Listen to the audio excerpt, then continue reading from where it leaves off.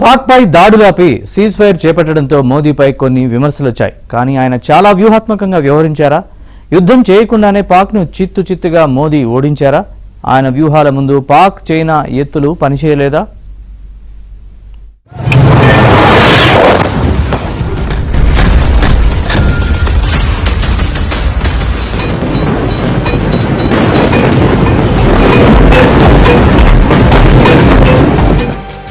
ప్రధాని నరేంద్ర మోదీ కొట్టిన దెబ్బ నుంచి పాకిస్తాన్ ఇంకా కోలుకోలేకపోతోంది. ఆపరేషన్ సింధూర్ తో కకావికలమైన పాక్ అమెరికా లాంటి దేశాలను కాకాపట్టి రాయబారం నడిపింది. చివరికి సీజ్ ఫైర్ కోసం భారత్ కాళ్లు వేళ్లు పట్టుకుంది. ఈ క్రెడిట్ ఖచ్చితంగా మన ప్రధాని నరేంద్ర మోదీకే దక్కుతుంది. సీజ్ ఫైర్ పై కొన్ని విమర్శలు వచ్చినా ప్రధాని నరేంద్ర మోదీ వ్యూహాత్మకంగా ఈ నిర్ణయం తీసుకున్నారు.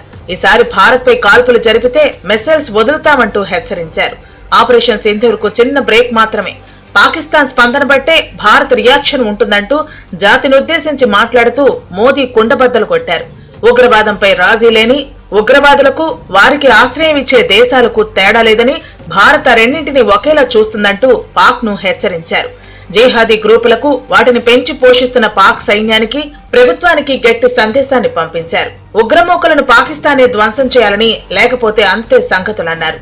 పాకిస్తాన్ రక్తం పారించడం ఆపితేనే సింధు నదిలో నీరు దక్కుతుందని, సింధు జలాల ఒప్పందాన్ని గౌరవించడం లేదని తేల్చి చెప్పేశారు ప్రధాని మోదీ. के पराक्रम की वजह से आज ऑपरेशन सिंदूर की गूंज हर कोने में सुनाई दे रही है।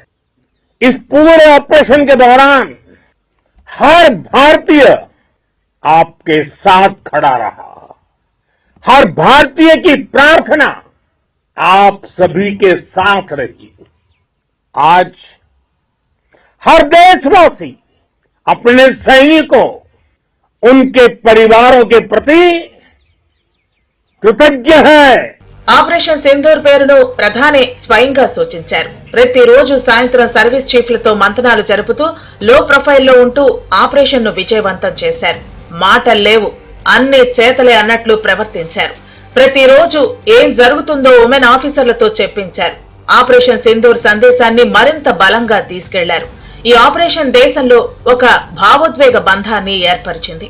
ఆపరేషన్ సింధూర్ పై media, social media over hype చేసింది. ప్రజల్లో అంచనాలను భారీగా పెంచేసింది.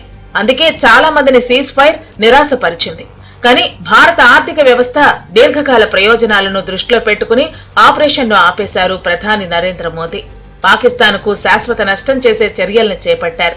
భారత్ ముందుగా ఏ దేశంపైనా దాడి చేయదు, కానీ దాడి చేస్తే మాత్రం వదిలిపెట్టదన్న సందేశం ఇచ్చారు.